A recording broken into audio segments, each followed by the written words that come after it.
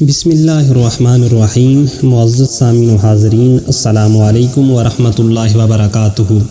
آج کا ہمارا موضوع ہے استغفار کے فوائد، اور جب ایک بندہ مومن مصائب کے اندر، مشکلات کے اندر مبتلا ہو جائے تو کس طرح وہ اللہ رب العزت کی طرف رجوع کرے تاکہ اللہ رب العزت اس کی مصیبتوں کو، اس کی پریشانی اور اس کی مصیبتوں کو دور فرمائے۔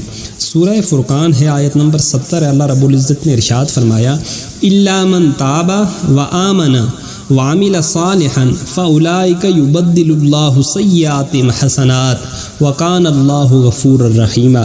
اللہ رب العزت ارشاد فرماتے ہیں کہ اگر کسی بندے سے گناہ ہو جائے، گناہ ہونے کے بعد وہ توبہ کر لے، وآمن، اگر پہلے مشرک تھا، اگر پہلے منافق تھا، پھر وہ ایمان لے آئے، وعمل عملا صالحا، اور نیک اعمال کرے، فاولئک یبدل اللہ سیئاتہم حسنات، تو اللہ رب العزت ایسے بندے کی جو برائیاں ہیں ان برائیوں کو چینج کر دیتے ہیں، کنورٹ کر دیتے ہیں نیکیوں کے اندر۔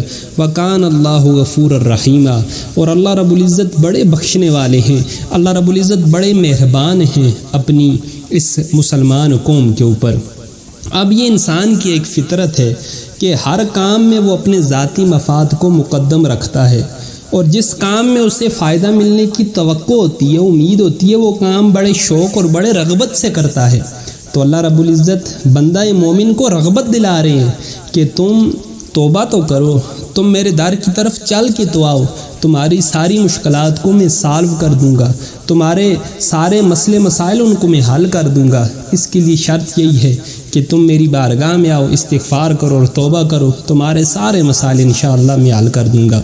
موجودہ حالات میں پاکستانی قوم کو اور بحیثیت مسلمان، ہم مسلمانوں کے اوپر یہ لازم اور فرض ہو چکا ہے کہ ہم اللہ رب العزت کی طرف بالخصوص رجوع کریں۔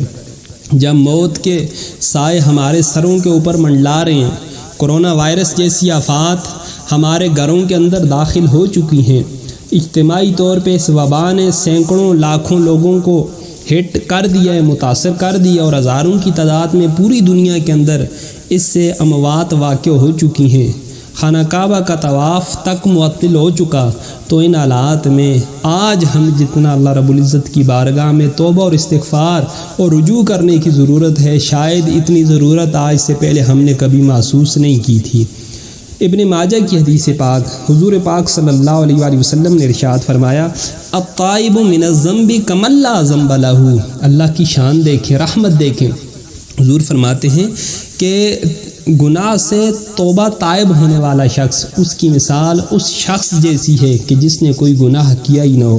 اس سے معلوم ہوا کہ توبہ کے بہت سے فوائد ہیں۔ سب سے بڑا فائدہ کہ انسان کے خواہ وہ چھوٹے گناہ ہوں، خواہ وہ بڑے گناہ ہوں، اللہ رب العزت اس توبہ کی وجہ سے اس کے گناہوں کو معاف فرما دیتے ہیں۔ اسی لیے سورہ نور میں توبہ کے عمل کو کامیابی کی ضمانت قرار دیا گیا۔ سر دنیا اور اللہ کی رحمت کے اوپر شکر ادا فرمائیے۔ رسول اللہ صلی اللہ علیہ وآلہ وسلم نے ارشاد فرمایا، حدیث طیبہ کا مفہوم ہے کہ جب بندہ مومن اس سے گناہ سرزاد ہو جاتا ہے تو ہمارے کندھوں کے اوپر جو فرشتے بیٹھے ہیں وہ 3 ساعت یعنی تھوڑی دیر کے لیے رک جاتے ہیں۔ اگر گناہ ہونے کے بعد فوراً وہ بندہ اپنے گناہ سے توبہ کر لیتا ہے تو فرشتے اس بندے کے گناہ کو رجسٹر کے اندر انٹر ہی نہیں کرتے، درج ہی نہیں کرتے، اور اس گناہ کی وجہ سے کل قیامت والے دن اللہ رب العزت اس بندے کو عذاب بھی نہیں دیں گے، کیونکہ اس نے گناہ کے فوراً بعد توبہ کر لی۔ اللہ کو اس کی یہ توبہ اتنی پسند آئی کہ نہ فرشتے اس گناہ کا اندراج کرتے ہیں اور نہ ہی کل قیامت والے دن اس بندے کو اس گناہ کی وجہ سے موجب سزا ٹھہرایا جائے گا۔ یہ اللہ رب العزت کا مسلمانوں کے اوپر بڑا کرم ہے۔ اسی طرح حضرت ابو ہریرہ رضی اللہ تعالیٰ عنہ آپ ارشاد فرماتے ہیں، حضور پاک صلی اللہ علیہ وآلہ وسلم نے ارشاد فرمایا کہ جب بندہ مومن گناہ کرتا ہے تو اس کے دل کے اوپر ایک سیاہ نقطہ لگ جاتا ہے۔ اگر بندہ توبہ استغفار کر لے تو وہ نقطہ مٹا دیا جاتا ہے۔ اگر توبہ استغفار نہ کرے اور گناہوں کے اوپر گناہ کرتا چلا جائے تو یہ جو نقطے ہیں ان کی تعداد میں اضافہ ہوتا چلا جاتا ہے، یہاں تک کہ اس بندے کا سارا دل سیاہ ہو جاتا ہے، دل بے حس ہو جاتا ہے، اور پھر گناہوں کے اوپر اور گناہ کے اوپر گناہ کرنے پہ وہ کوئی یار محسوس نہیں کرتا۔ مسلمان بھوک سے مر رہے ہوں، وہ ذخیرہ اندوزی کرنے میں کوئی عار محسوس نہیں کرتا۔ مسلمان بھوک اور بیماریوں سے مر رہے ہوں تو وہ دوائیاں سٹور کرنے میں، ماسک مہنگا کر کے بیچنے میں، اور امت کی ان آزمائش کی گھڑیوں میں ان کے ساتھ کھلواڑ کرنے میں کوئی عار محسوس نہیں کرتا، کیونکہ اس کا دل مردہ ہو چکا ہے۔ قرآن مجید فرقان حمید سورہ مطففین آیت نمبر 14 کے اندر اللہ رب العزت نے ارشاد فرمایا، کلا بل ران علی قلوبہم ما کانوا یکسبون، نہیں در حقیقت زنگ چڑھ گیا ان کے دلوں پر ان کے کرتوتوں کے باعث جو وہ کیا کرتے ہیں۔ جب گناہ کے اوپر گناہ ہوتا ہے تو دل کے اوپر زنگ چڑھ جاتا ہے۔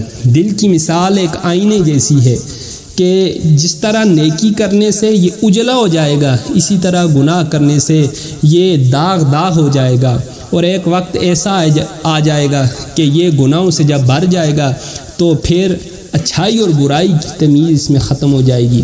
پھر وہ مسلمان ہو کے رشوت بھی لے گا، وہ دھوکہ دہی بھی کرے گا، وہ سود بھی کھائے گا، اپنے بھائی کا حق بھی مارے گا، مسلمانوں کی ضروریات زندگی کے اشیاء مہنگی کر کے بھی بیچے گا، ذخیرہ اندوزی بھی کرے گا، کیونکہ اس کا دل مردہ ہو چکا ہے۔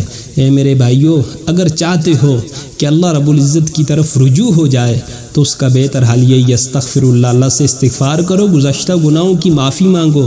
زندگی کا کوئی پتہ نہیں، نہ جانے کس موڑ کے اوپر شام ہو جائے۔ سکندر جیسا بادشاہ جس نے ساری دنیا فتح کی، جب فوت ہوتا ہے اس کے دونوں ہاتھ کفن سے باہر نکالے جاتے ہیں، اور وہ بھی ببانگِ دہل یہ اعلان کر رہا ہے کہ ساری دنیا کا بادشاہ ہو کے میں بھی اپنے ساتھ کچھ لے کے نہیں جا رہا۔ کیا پتہ کس بندے کی کس وقت اللہ رب العزت نے موت لکھی ہو۔ ان حالات میں جب اللہ کے سامنے جاؤ گے تو اللہ رب العزت بہت ہی زیادہ غصے ہوں گے۔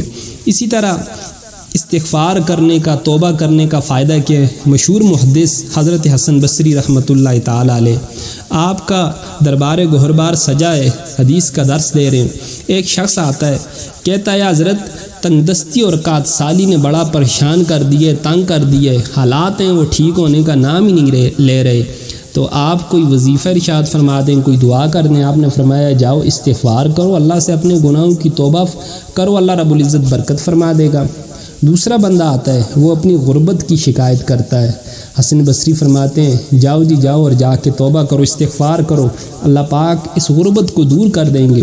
تیسرا بندہ آتا ہے، وہ کہتے ہیں حضور کافی عرصہ ہو گیا ہے شادی کی ہوئے، اللہ نے اولاد نرینہ کی نعمت عطا نہیں فرمائی، آپ بزرگیں دعا کریں اللہ پاک اولاد نرینہ عطا فرما دے۔